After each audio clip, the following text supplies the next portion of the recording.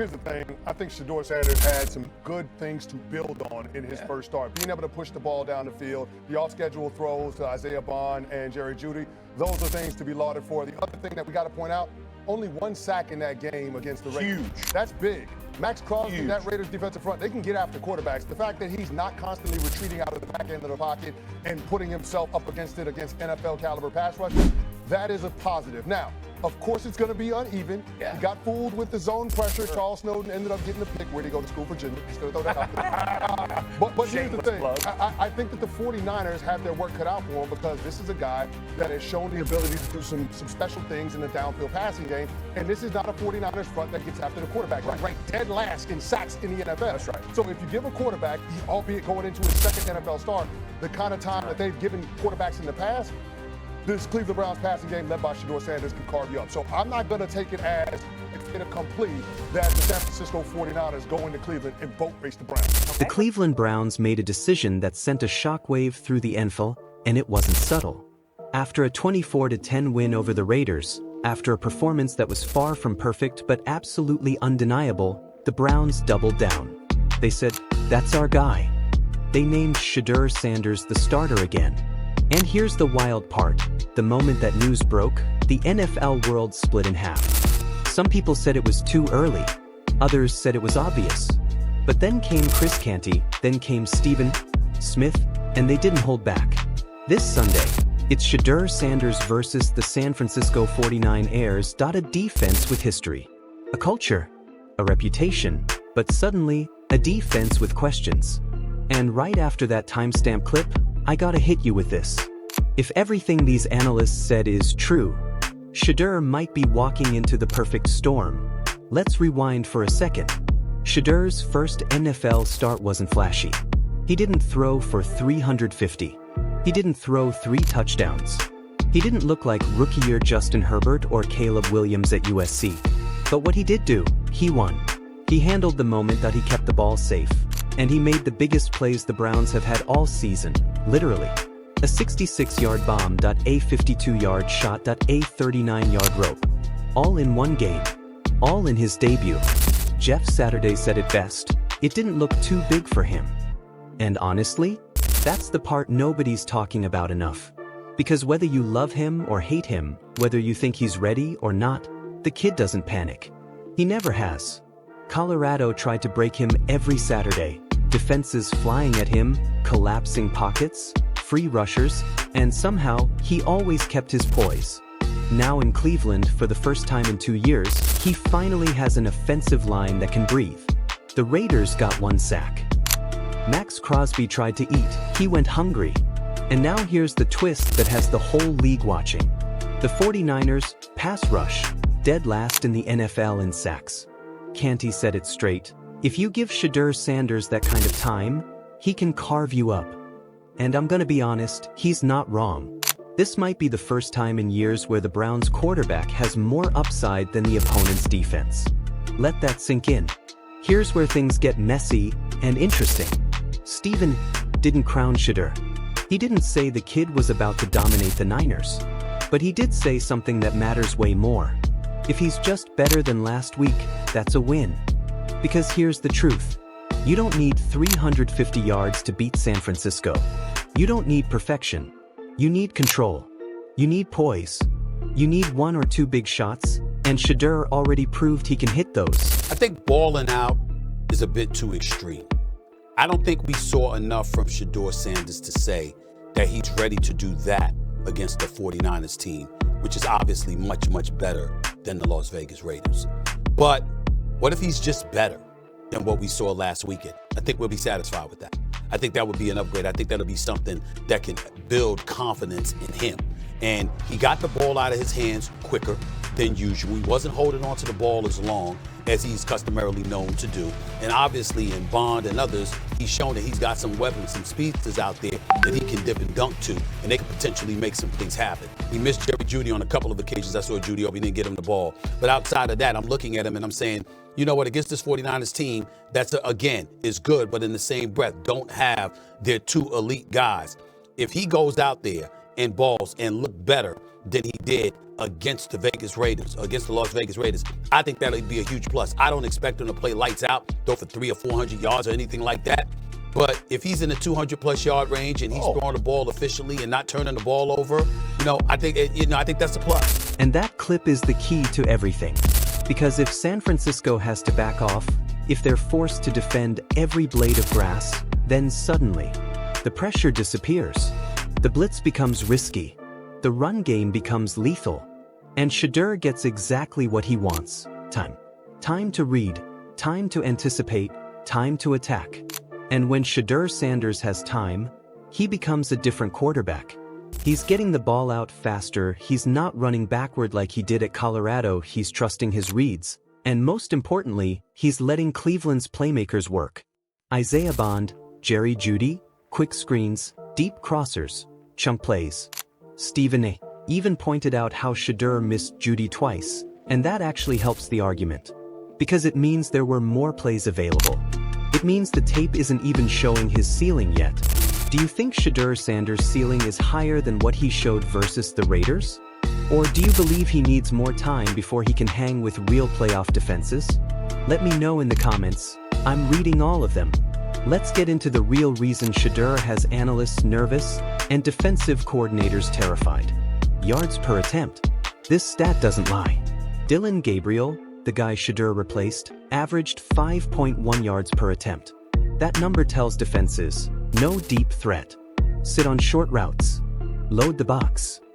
Shedeur comes in and doubles it, 10.4 yards per attempt. That changes everything. Suddenly, safeties can't cheat down. Cornerbacks have to bail. Linebackers can't crash. And running backs like Quinshon Judkins and Dylan Sampson, they finally have room to breathe. Shedeur didn't just win the game versus the Raiders, he opened the entire playbook. And that's where Chris Canty's warning becomes dangerous. If the 49ers can't pressure him, Cleveland's offense becomes two-dimensional, and then they're in trouble. Trouble for who? San Francisco. Because if the Browns can run and throw, if they can stretch the field and control the clock, then suddenly, this isn't the mismatch people think it is. The Browns don't need the old 49ers to show up, they just need the current 49ers. And right now, that defense is vulnerable.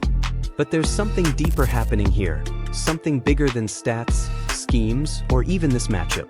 Cleveland has been looking for that guy for decades. Since 1995, 17 different quarterbacks made their first Browns start .0 wins. Shedeur broke that curse. That's not normal, that's not accidental, that's not luck.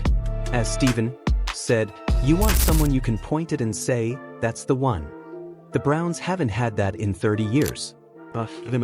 And you can feel the energy shift. You can feel the fan base wake up. You can feel the players respond. You can feel the belief creeping in. The kind of belief that only comes when a quarterback brings something different. Something steady, something calm, something fearless, something inevitable. Do you think Shedeur already has the IT factor? Or is the hype moving too fast? Drop your thoughts. This is one of the biggest debates in the NFL right now. And this is where the conversation turns straight up dangerous for the 49ers. Because while the world is talking about Brock Purdy, Christian McCaffrey, and Brandon Ayuk, nobody is talking about the one weakness San Francisco can't hide. They don't scare quarterbacks anymore. Not right now. Not this season. Not with the pass rush ranked dead last in the league. That's why Chris Canty warned them, but that's why he said the Niners have their work cut out for them. Because if Shedeur gets the same protection that he had against Vegas, if he stays in rhythm, if he hits even half the throws he missed, Cleveland's offense stops being good enough. It becomes dangerous. And the NFL isn't ready for that conversation, but we are. This is the first time in a long time where the 49ers might be the ones playing scared. Think about that. Really think about that. Because a rookie quarterback, in just his second NFL start, shouldn't be able to do this to a defense like San Francisco. But Shedeur's not a normal rookie. His poise is different, his deep ball is different, his timing is different, and most importantly, his confidence is different. That's what Jeff Saturday saw, that's what Stephen saw, that's what Browns fans are starting to see. And when a quarterback shows he's not overwhelmed, when he shows the game isn't too big, when he shows he can make the NFL field look small. That's when coaches start calling plays they never would call for a rookie. That's when teammates start believing that. That's when fan bases start shifting. And that's what's happening in Cleveland right now. The 49ers aren't dumb. They see the tape. They see what Shedeur did against Vegas. They know he pushed the ball down the field. They know he avoided the panic plays he used to make at Colorado. And they know one uncomfortable truth.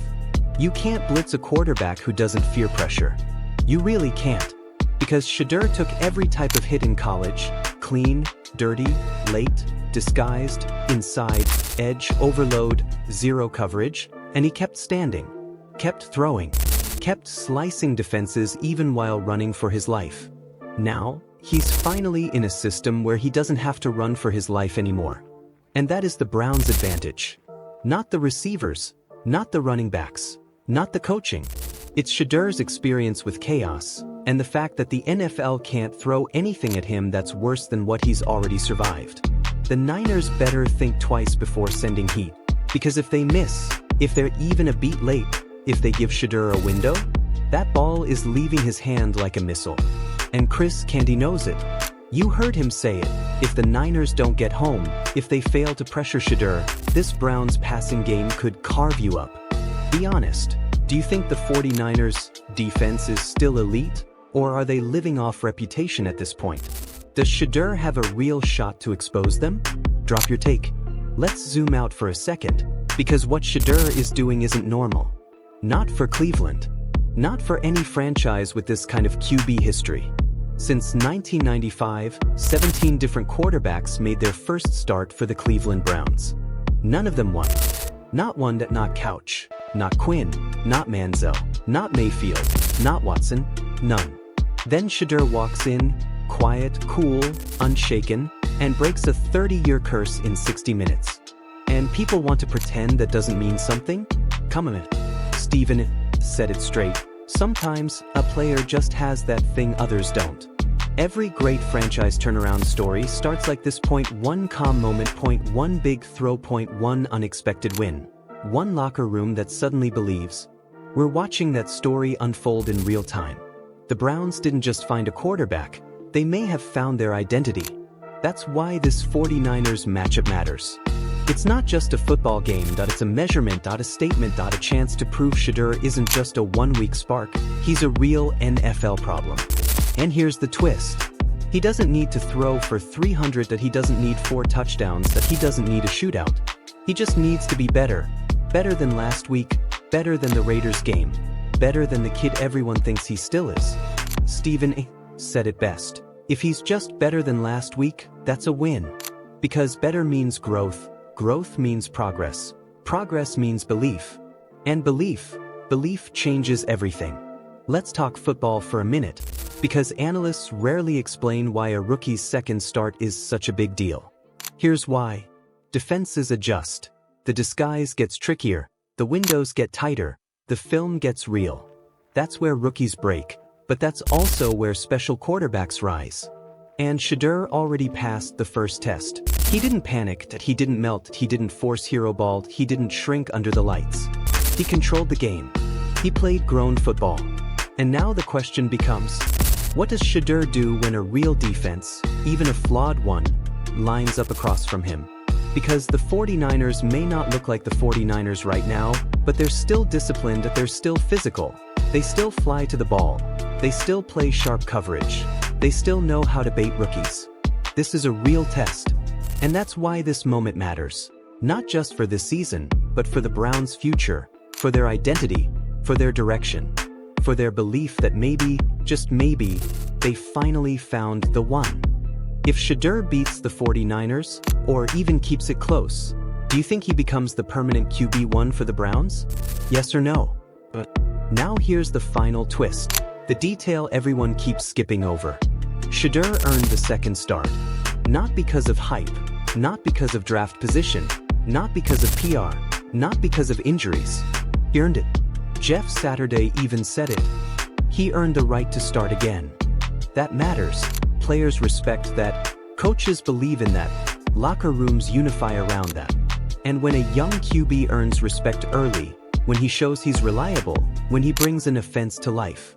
That's when a franchise starts shifting around him, that's when a team becomes dangerous, that's when a fan base wakes up.